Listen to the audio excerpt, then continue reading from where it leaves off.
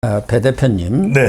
나경원 의원도 그동안 뭐 나이 연대설이 나왔을 때도 터무니없는 얘기다 이렇게 선을 그었습니다만은 예. 최근에 다시 나이 연대가 부상되니까 오늘 또 나는 친국민, 친대한민국이지 특정 계파에 줄을 서서 정치를 하지 않는 사람이다. 그럼에도 불구하고 최근에 뭐 방송 인터뷰에 나가서도 뭐 친윤이들 찍어주시면 밀어주시면 고맙겠다 뭐 네. 이렇게 얘기를 했습니다만은 자기 신의 조직력도 있지만 결국 친윤 쪽에서 많이 지원하지 않겠나 그렇게 보는 게 합리적인 해석이죠. 그렇죠. 저는 나경원 의원의 경우에는 한 3가지 정도의 이유가 있다고 봅니다. 첫 번째로는 정말 정치권에서 사라질 뻔하다가 가까스로 살아 돌아왔지 않습니까? 극적으로 드라마를 만들었어요.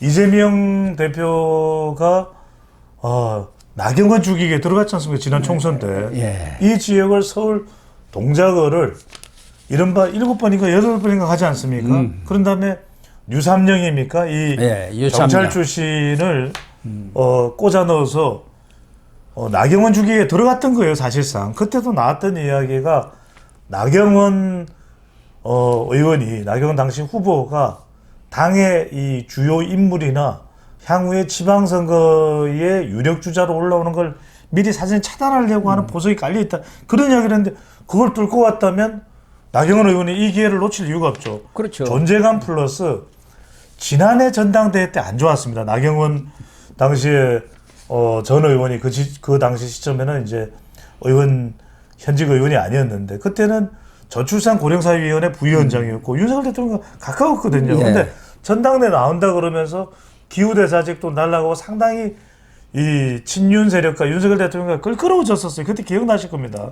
그래가지고 초선원들을 연판장이 있었죠. 중심으로 해서 50명이 연판장까지 그렇죠. 돌려가지고 결국 주저앉았지 않습니까? 그런데 본인은 이번에 살짝 거리두기를 하지만 자연스럽게 지금 친윤 쪽은 윤석열 대통령 쪽은 아무도 대항마가 없어요. 그렇다면 자연스럽게 전국적인 당원들의 대중적인 인기를 얻고 있는 나경원 정도가 필요한 겁니다. 예, 그렇습니다. 나경원이 필요해요.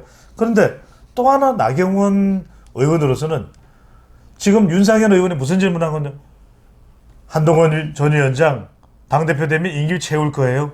대선 나갈 가능성이 높지 않습니까? 그러면 대선 1년 6개월 전에 나가야 되거든요. 그러면 한동훈이 비운 자리를 누가 채울 수 있느냐? 나경원이죠.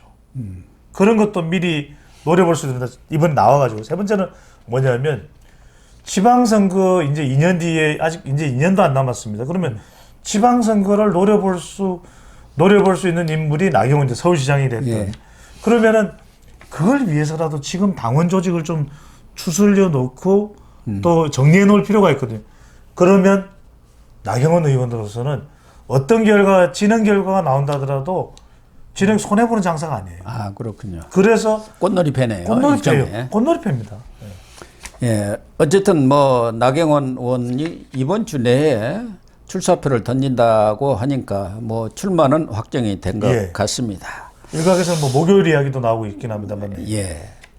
그런데 이제 중요한 것은 용산의 뜻 아닌가 이런 생각이 드는데 지금 오늘 언론 보도를 보니까 용산의 고위 관계자라고 하면 아마 뭐 정무수석이나 비서실장 정도 아닌가 이렇게 보여지는데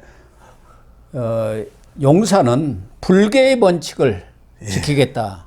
현재로서는 대통령실 쪽에서 누구를 나오라고 할 수도 없는 것이고 안 나오라고 할 수도 없는 그런 상황 아니냐. 우리는 불개의 원칙을 지키면서 wait and see, 기다려 보겠다.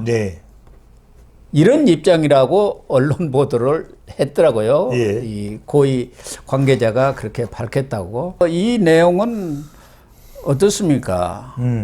일단은 저는 홍철호 정무수석보다 이건 어떻게든 추정입니다. 저는 정진석 실장일 가능성이 높을 것 같아요. 왜 그러냐면은 그래도 책임감 있게 이런 정치적 발언을 할 수 있는 사람은 정진석 실장일 가능성이 높고 결정적인 것은 홍철호 수석이 영어를 거의 안 쓰거든요. 근데 wait and see는 약간 언론인 출신들의 표현일 수가 있어요.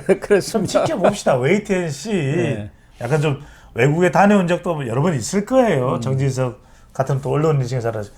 저는 이건 왜냐하면 뻔한 이야기죠. 원론적인 이야기를 한 겁니다. 그 이야기는 지난해하고는 다르다. 지난해는 그때도 아니라고 이야기했잖아요. 절대 윤심이라는 거 없다고 이야기했지만 지난해 3월 전당대회만 하더라도 그때만 하더라도 윤심과 윤 대통령의 의중이 충분히 반영될 만한 그런 때였어요. 근데 그런 영향력이 충분히 갖고 그렇죠. 있었죠. 그립감이 있은 때인데 그럼요. 지금은 총선에 참패한 이후로 영향력이 뚝 떨어지고 그럼요. 지지율이 21에서 27, 26 나오는데 무슨 영향력이 있겠습니까? 그 말씀입니다. 그래서 그 이야기는 그 밑자락에 깔려있는 이야기는 여러분들 이 이야기가 굉장히 흥미롭습니다. 무슨 이야기냐면 지금 그나마 친윤이나 윤석열 대통령실 쪽에서 그래도 좀 힘을 기울여 볼 수 있는 것은 최고위원 쪽입니다. 왜냐하면 적어도 한동훈 위원장이 다 독식하는 사람, 마치 민주당의 이재명 일극 체제가 된다면 그거는 속수무책이거든요. 대통령실로서는. 그러면 적어도 최고위원이라도 한 반반 정도의 이 사람이 뽑힐 정도면은 그래도 좀 견제가 되거든요. 그러니까 그 정도를 생각하는 의미인데 그걸 뭐 드러내놓고 우린 사실 이걸 원해요 할 수는 없는 거잖아요. 그래서 지금은 힘을 쓰려고 해도 힘을 쓸 수 없는 거 아니냐. 웨이트앤시 좀 지켜보자. 이런 정말 원론적이고 원칙적인 그냥 뻔한 이야기를 누군가가 한 거죠. 거기다가 용산으로서 고민이 어떤 특정인을 손을 들어주었을 경우 그 사람이 뭐 당대표가 되든 안 되든 지금 108석분이 안 되지 않습니까? 그렇죠. 그런데 국회에서 8명만 이탈하면은 모든 것이 거부권도 무력화돼 볼 수도 있는 상황이기 때문에 용산으로서는 좀 거리를 두면서 그렇게 하는 것이 그럼요. 전략적으로도 옳은 판단이 아닌가 하는 생각이 들어요. 그럼요. 그럼요. 그리고 어느 분이 당선이 되든 그분과 손잡고 당정이 일치가 돼서 예. 거야에 맞서겠다 이런 전략으로 나가는 게 옳은 거 아닌가요? 굉장히 중요한 말씀입니다. 그렇기 때문에 한동훈 전 위원장이 당대표가 된다고 해서 그러면 대통령하고 대립각을 세워서 8명이 아니라 당론으로 최상병 특검법을 통과시키자 이렇게 나올 수 있냐면 그렇게 못 나옵니다. 또 김건희 여사 소환 관련해서 특검법을 통과시키고 그렇게 할 수 있냐면 못해요. 그러니까 이제 그걸 뻔히 알고 있는 대통령실로서는 누가 되든 간에 우리는 협력한다라는 의미를 wait and see 이렇게 얘기를 한 거죠.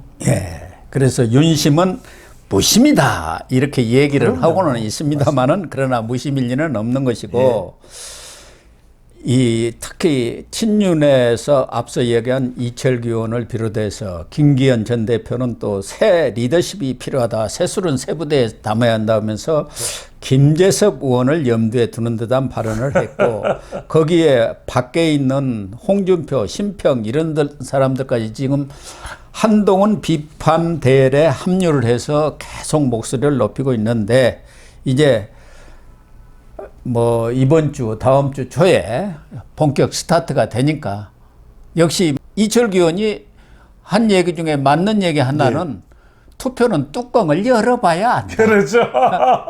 뚜껑을 열어봐야 합니다. 맞습니다. 아무도 장담을 못합니다. 못합니다. 뚜껑을 열어봐야 됩니다. 그걸 우리가 얼마 전에 경험했잖아요. 그러니까요. 추미애 나가 떨어지는 거 안 봤습니까? 100%다 된다고 했는데. 그럼요. 모릅니다. 120%라고 그랬죠.